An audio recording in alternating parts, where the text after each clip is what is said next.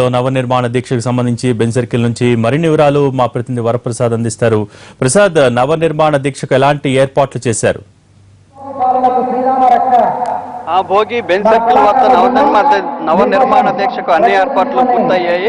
Stage కూడా 6 అడుగుల stage అందరికీ కనపడేలాగా అందంగా తీర్చిదిద్దారు. ప్రస్తుతం మనం చూడవచ్చు ఇప్పుడిప్పుడే భారీగా ప్రజానీకం అంతా కూడా ఇక్కడ చేరుకుంటుంది. ఇప్పటికే పోలీసులంతా కూడా ఈ ప్రాంగణాన్ని అంతా అదుపులో తీసుకుని ఎటువంటి అవాంఛనీయ సంఘటనలు జరగకోకుండా ఇక్కడ గట్టి బందోబస్తు గట్టి జాగ్రత్తలు తీసుకున్నారు. ఇప్పుడే మొత్తం అంతా నాయకులు కూడా ఇప్పుడిప్పుడే అంతా కూడా చేరుకోవడం జరుగుతోంది. ప్రస్తుతం మనం చూసినట్లయితే ఈ స్టేజ్ నిర్మాణం అనేది 6 అడుగుల ఎత్తు అందరికీ కనపడే విధంగా దీన్ని నిర్మించడం జరిగింది. చంద్రబాబు నాయుడు మరికొద్ది సేపట్లో సభాస్థలికి చేరుకునే అవకాశం ఉంది. అటు బందర్ రోడ్లోని డివి మేనర్ దగ్గర నుంచి ర్యాలీగా వచ్చి ఈ సభాస్థలికి చేరుకుంటారు ముఖ్యమంత్రి చంద్రబాబు నాయుడు. అనంతరం అక్కడ నుంచి దీక్ష ప్రారంభమవుతుంది.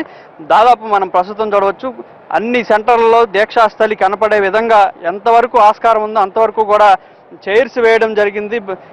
దూర ప్రాంతాల నుంచి వచ్చే ప్రజానీకానికి ఎటువంటి ఇబ్బంది లేకోకుండా అన్ని 4 కూడల్లో కూడా చైర్స్ అనేది వేయడం జరిగింది. సభాస్థలి ఎంత దూరం మేర కనపడితే అంత దూరం వరకు కూడా వీక్షించే విధంగా అన్ని ఏర్పాట్లను అధికారులు పోలీస్ సిబ్బంది ఇక్కడ చేయడం జరిగింది. ప్రస్తుతం మనం చూసినట్లయితే మొత్తం ట్రాఫిక్ అంతటినీ కూడా నియంత్రించడం జరిగింది. నగరం బెంజ్ సర్కిల్ వైపు ట్రాఫిక్ రాకోకుండా గట్టి బందోబస్తు గట్టి జాగ్రత్తలు పోలీసు యంత్రాంగం అంతా తీసుకుంది. ప్రస్తుతం మనం చూసినట్లయితే చలివేంద్రాలు కానీ మజ్జిగ మంచినీళ్లు దూర ప్రాంతాల నుంచి వచ్చిన వారికి ఎటువంటి ఇబ్బంది లేకోకుండా అన్ని ఏర్పాట్లు చేయడం జరిగింది. అదేవిధంగా దూరం నుంచి చూడలేని వారందరూ కూడా చూసే విధంగా ఎల్ఈడి స్క్రీన్లను కూడా ఇక్కడ ఏర్పాటు చేయడం జరిగింది. ప్రస్తుతం మనం చూడవచ్చు చుట్టూతా కట్అవుట్లు ఫ్లెక్సీలతోటి ఈ ప్రాంగణం అంతా సుందరంగా తీర్చిదిద్దారు. ఎట్టి పరిస్థితుల్లోనూ వేరే ఏ విధమైన ఇబ్బంది తలెత్తుకోకుండా ఈ ప్రాంగణం అంతా కూడా అన్ని ఏర్పాట్లు పోలీస్ సిబ్బంది కానీ నగర మున్సిపల్ కార్పొరేషన్ యంత్రాంగం కానీ మొత్తం చేయడం జరిగింది. ఇప్పుడే కొంత భక్తులైతే ఎవరైతే అభిమానులు కార్యకర్తలు ఉన్నారో వారంతా కూడా తరలి రావడం జరిగింది.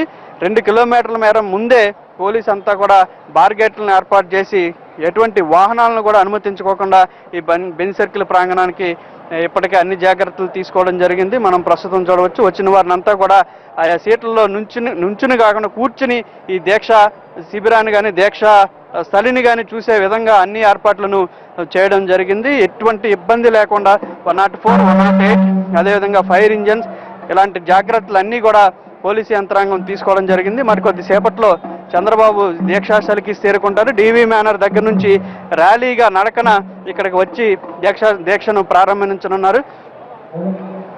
ఉదయం 9 గంటల నుంచి ప్రారంభమైన దీక్ష 11 గంటల లోపు తన ప్రసంగాన్ని అంతా ముగించుకొని 11 గంటలకి ప్రతిజ్ఞ చేయించనున్నారు. ఈ ప్రతిజ్ఞ కూడా ప్రత్యేకంగా పాంప్లెట్లో ఇప్పటికే వేయించడం జరిగింది. ఈ పాంప్లెట్స్లో ఉన్న ప్రతిజ్ఞ ఈ నవనిర్మాణ దీక్ష అనేది పాంప్లెట్ల ద్వారా అందరికీ పంచడం జరిగింది. ఈ దీక్షను మొత్తం రాష్ట్ర వ్యాప్తంగా కూడా అన్ని గ్రామ స్థాయి నుంచి మండల స్థాయి నుంచి నియోజకవర్గ స్థాయి నుంచి కూడా ఈ దీక్షను 11 లోపు చంద్రబాబు నాయుడు అందరితో కూడా చేయించడం జరుగుతుంది. చంద్రబాబు నాయుడు ఎప్పుడైతే ఈ దీక్ష ప్రారంభించారో ఈ ప్రతిజ్ఞ అందరూ కూడా ఆ సమయంలో